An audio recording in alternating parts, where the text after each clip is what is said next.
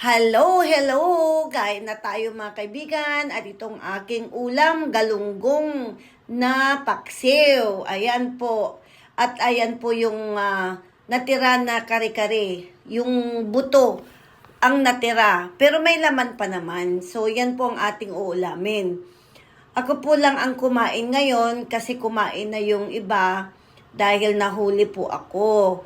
Kaya buti na lang at may natira pa na galunggong at saka yung kare-kare.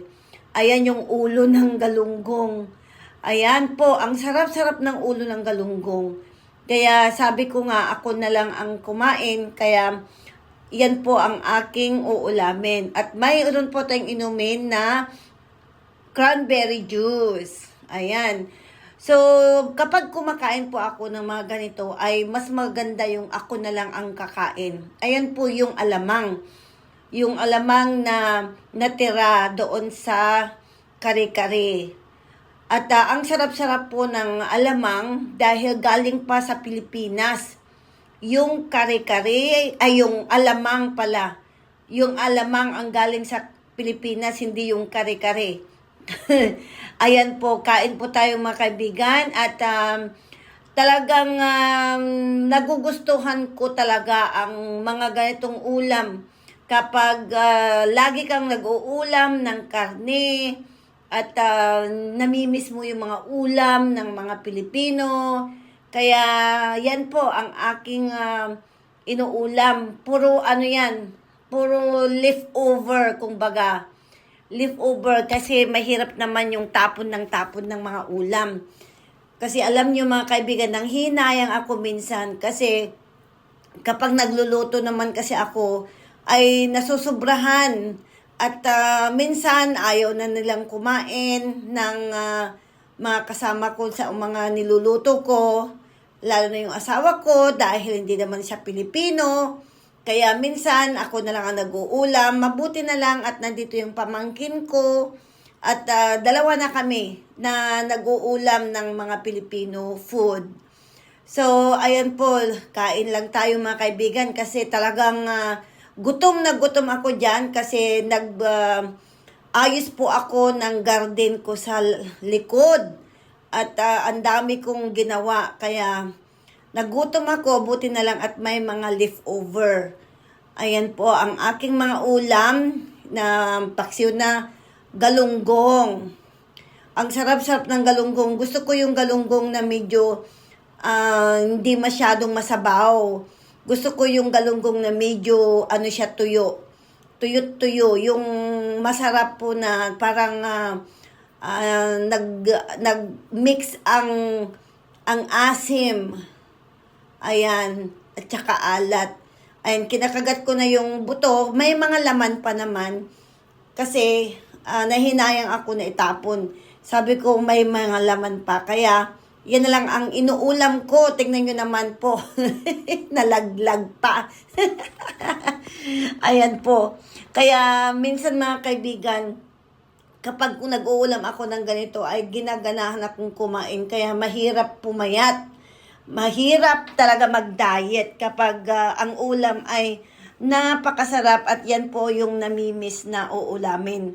Kaya mga kaibigan, ang gusto ko lang sabihin sa ating lahat ay dapat ay magtipid din kahit na minsan ay may mga sale na pwedeng bilhin.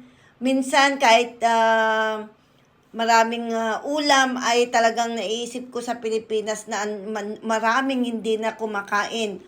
Kaya nanghihinayang talaga ako kapag nagtatapon ako ng mga pagkain. Pero hindi naman maiwasan kasi siyempre hindi mo naman makain kasi nga hindi na pwedeng kainin kasi magkasakit pa ng tiyan mo. Kaya ganyan lang po ang buhay. Sabi ko nga dito sa Canada, mas maganda ang buhay din kasi ang buhay namin dito sa Canada kapag magtrabaho ka ay talaga ding mabubuhay ka. Kaya minsan mga kaibigan ay maraming mga tao din dito sa Canada na 2, 3 ang mga trabaho nila kasi may maraming mga trabaho kung baga tamad ka na lang kung hindi ka makapagtrabaho. Basta hindi ka mapili sa trabaho ay mabubuhay ka. Maraming nagsasabi kasi na dito sa Canada ay mahirap dahil trabaho, maraming binabayaran, ganyan. Pero kasi minsan maraming mga kababayan natin na siyempre kahit na utang doon, utang dito, ganon. Kaya hindi nila maiwasan na magtrabaho ng 2, 3. Kasi nga mayroon silang iniisip na babayaran. Kaya minsan wag naman kasi tayong maluho. Minsan pag maluho ka kasi ay talagang marami kang babayaran.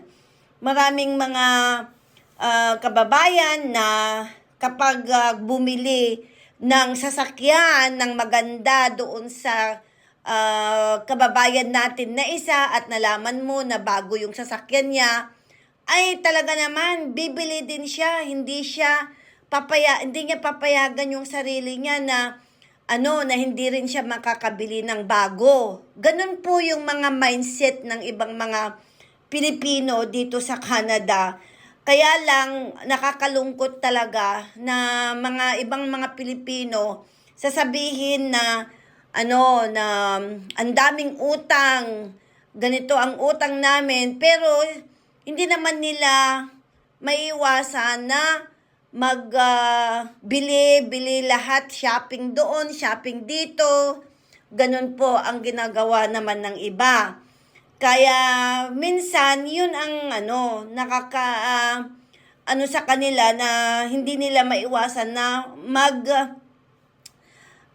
utang or bili kung ano-anong mga binibili. Kaya dito sa Canada madali kang makautang. Lalo na pag may trabaho ka, papautangin ka ng bangko.